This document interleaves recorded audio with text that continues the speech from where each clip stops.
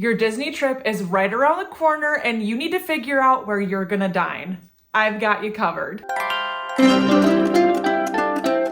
Hey y'all, this is Jillian from MaxineMakesMagic. Welcome back to my channel. We are starting a new series on the channel today, my Disney Dining Menu Ranking Series, and I am ecstatic to get into it. This Pass or Fail 5-category ranking series will help determine if these dining locations are worth your hard-earned money, time, and are the right fit for your travel party. We're gonna cover a wide range of Disney dining locations, all the way from your quick service kiosks, all the way up to your character dining. And if you wanna weigh in on what restaurants and quick service locations I'm gonna cover here on the channel, go ahead and follow me over on Instagram and Threads. I drop polls so you can vote on the dining locations you wanna see reviewed next. You can also sound off in the comments below. For this week's Disney Menu Ranking Series, we're gonna take a look at Sleepy Hollow Refreshments, a quick service kiosk over in the Liberty Square area of the Magic Kingdom in Walt Disney World, Orlando, Florida. That was a mouthful. When devising my ranking series, there were 5 key categories I wanted to pick for a pass or fail because we need a tiebreaker in our 5-step ranking process in order to make sure there is no debate on whether or not these locations are perfect for you and your travel party. Before we can get into ranking Sleepy Hollow Refreshments, we have to define the categories of the pass or fail rankings. The first, and one of the, I think, actually most important things we can consider is the location in the park, as it needs to be a well-trafficked location, meaning it is easily accessible in the park, it's open year-round, you can get to it with no hiccups for your travel party. Second category within the ranking series is location theming. Is it a standout location outside of just food?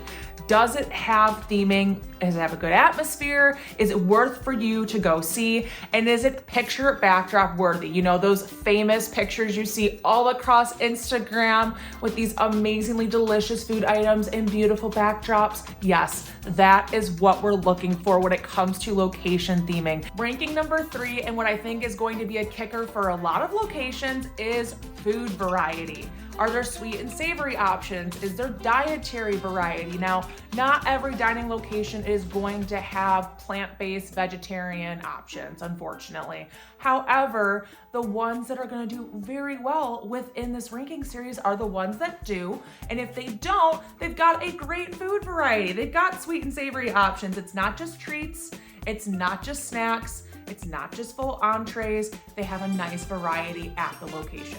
Category in the ranking series, and one that I think is probably going to be a little bit subjective, is cost. Does the average cost fall above or below the following dollar amount based on the type of dining location? I did have to break this down a little bit further because a quick service kiosk is going to be completely different pricing than that of a character dining, of course. So we have to really take that into consideration when we're looking at cost at each location. And 5th category is food theming. Is it destination worthy food that we want to go out of our way to go see? It's not just about location theming here, it is about the food being themed. Is it something you can't get anywhere else? Do you want to go out of your way for it? That's a huge part of what makes these dining locations stand out, and I think is really going to be a great tiebreaker for the overall 5-step ranking process. I have my iPad in front of me and ready to go. I'm gonna pop up my screen so you guys can follow along with me, and we're gonna start off with the location in the park. So looking at Sleepy Hollow Refreshments and where it is within the park, when you're going down Main Street, there's that like clock setup that is famous within the Disney parks ecosystem. If we're looking at the different spokes or the different parts of the clock, it's like the upper left-hand side, it's gonna be like your 10 o'clock, I would say. The issue that I have with this location is that I don't personally think it's in a well-trafficked spot. And the reason why I say that is because when you get to the end of Main Street, you take your pictures in front of the Walt and Mickey statue in front of the castle, and you usually either see people go right towards Tomorrowland or left towards Adventureland. You very rarely see people go up into Liberty Square. They usually go around to get to Haunted Mansion. So if we're looking at where this actually lives within the park, I don't personally feel like this is a really well-trafficked location. Now, it is open year-round. It isn't necessarily that it's not easily accessible, it is. However, based on its overall location in the park, I am gonna actually go ahead and fail this first spot. Category 2 is location theming. Is it a standout location or is it kind of just food? It's worth going for the atmosphere, picture-worthy backdrops, all that kind of good stuff. And in truth, this is a very difficult category for any quick service kiosk. The nature of a quick service kiosk is it's just that, it's quick. The dining, or the theming I should say, doesn't have to be anything spectacular. However, there are standout quick service kiosks that, in my opinion, blow this category out of the water. I think two really good examples of that are Woody's Lunchbox and Disney's Hollywood Studios and the Yorkshire County Fish Shop in Epcot. They're both themed well, and Yorkshire is very simple but very effective based on where it's at near the UK Pavilion. And personally, I just think this location's pretty standard. It fits in with the Liberty Square theme, but really there's nothing about it that makes it a worthy location to go to based on theming. So this is also going to be a fail for category 2. Category 3 is food variety, and this is where I think our ranking for Sleepy Hollow Refreshments is going to take a positive turn. Surprisingly enough, there is some good food variety when it comes to the snacks that are available here, and when it comes to having like plant-based and or vegetarian options. I know those are two completely different things. However, based on the rankings for today, this location is really known for their Mickey waffles, and there's a numerous amount of different ones you can choose from. There are chocolate hazelnut spread, banana berries, and whipped cream ones, just chocolate hazelnut spread and bananas. There's also berries and cream, a normal Mickey waffle, and what also makes this location stand out is one of their entrees. There is a Mickey waffle with sweet and spicy maple chicken. My husband would die. This sounds so beyond good and adds in that much needed protein that you don't typically see at a location that's so heavily focused on more sweet items versus savory. So I think that is a definite win for this location. They also have funnel cakes, which is a nice little switch up away from the more throughout the day wanting the funnel cakes instead to kind of take a step away from those breakfast themed items. They also have hand dipped corn dogs, which I think is so beyond random, but honestly, again, it gives some food variety, and it would be a great alternative if you don't want to go into the madness that is Casey's Corner. That would make this a really great alternative option for that. I'm gonna give this one a pass. I do think it passes the food variety test. So we're one step in the right direction, we're 2 fails, and we're 1 pass, and we're going on from category 3 over to category 4. Category 4, we're talking about cost. And if you remember right, every different type of dining location is going to have a different dollar amount that on average, the food items at this location should be above or below. If they are below that dollar, equal to or below that dollar amount, it is a pass. If they are significantly above that dollar amount, it's a fail. Quick service kiosks, that hinge amount is gonna be $10. We're looking for items on average that are below $10. I'm mainly looking at the food items here, unless the location is really known for their beverages or their standout beverages to go for.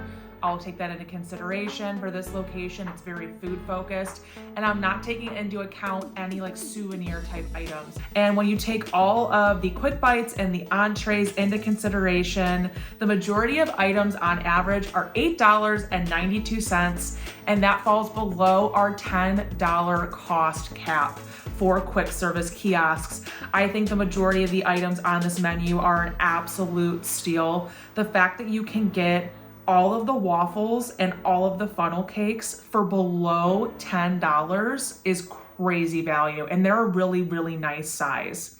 The Mickey waffle itself with just powdered sugar is $6.49. That is a great snack option to share or have as your breakfast. So I'm gonna give this one a pass. So now we are 2 for 2 in our 5-step ranking process, which means we have one final category that is either going to pass or fail this location, and that is category 5, food theming. Category 5, talking about food theming. Is this location known for destination worthy treats?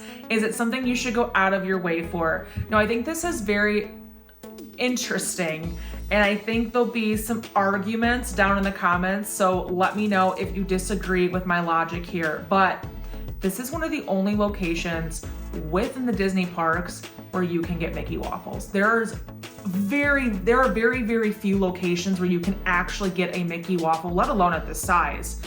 But because of that, and guys, it's Mickey. I understand it's not like Beauty and the Beast themed or Little Mermaid or Nemo or whatever that may be, but it's Mickey Mouse we're talking about here. Mickey Mouse is the staple of all Disney theming when it comes to food.